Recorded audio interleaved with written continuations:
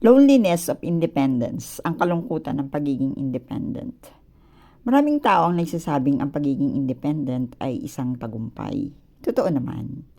Masarap sa pakiramdam na kaya mong tumayo sa sarili mong mga paa, kaya mong bayaran ang sarili mong pangangailangan, gumawa ng sariling desisyon at harapin ang buhay ng hindi umaasa sa iba. Pero may isang bahagi ng independence na bihirang pag-usapan, ang kalungkutan nito. May mga gabing tahimik ang lahat, tapos na ang trabaho, malinis na ang bahay, bayad na ang mga bills, at naabot mo na ang mga goals na dati ay pangarap mo lang. Ngunit habang nakaupo ka sa katahimikan, mapapansin mong may kulang. Hindi pera, hindi tagumpay, kundi isang taong makakasama mong magdiwang ng maliliit na tagumpay at sasalo sa iyo kapag napapagod ka. Kapag nasanay kang maging malakas, iniisip ng lahat na hindi ka nasasaktan. Dahil lagi mong sinasabing, okay lang ako. Ngunit ang totoo, may mga pagkakataong gusto mo ring may magtanong ng, kumusta ka?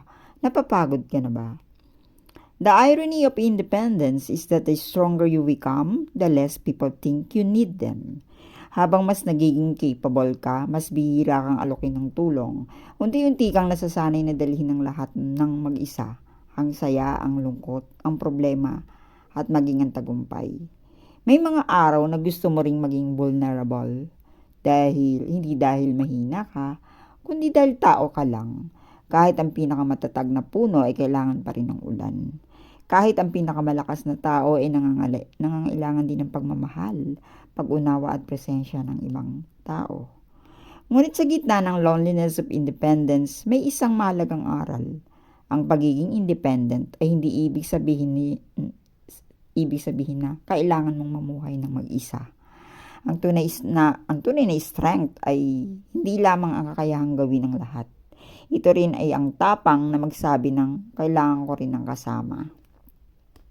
Hindi kahinaan ang humingi ng tulong. Hindi kabawasan sa dignidad ang umasa paminsan-minsan sa mga taong tunay na nagmamahal sa'yo. Sa katunayan, mas nagiging buo ang isang tao kapag natuto siyang tumanggap ng pagmamahal tulad ng pagbibigay niya nito. At kung dumating ang panahon na pakiramdam mo ay nag-iisa ka dahil pinili mo maging independent, alalahanin mo ito. Hindi ka nilikhang maglakbay sa buhay na mag-isa. Ang independence ay isang regalo, ngunit ang connection ay isa ring biyaya. Sa huli, ang pinakamagandang uri ng kalayaan ay hindi ang kakayahang mabuhay ng walang sinuman.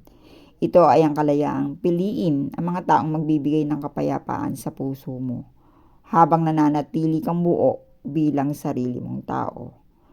Because true independence is not about proving that you need no one. It is about knowing that you can stand alone, yet still choosing to walk through life with people who genuinely care for you. Beautiful.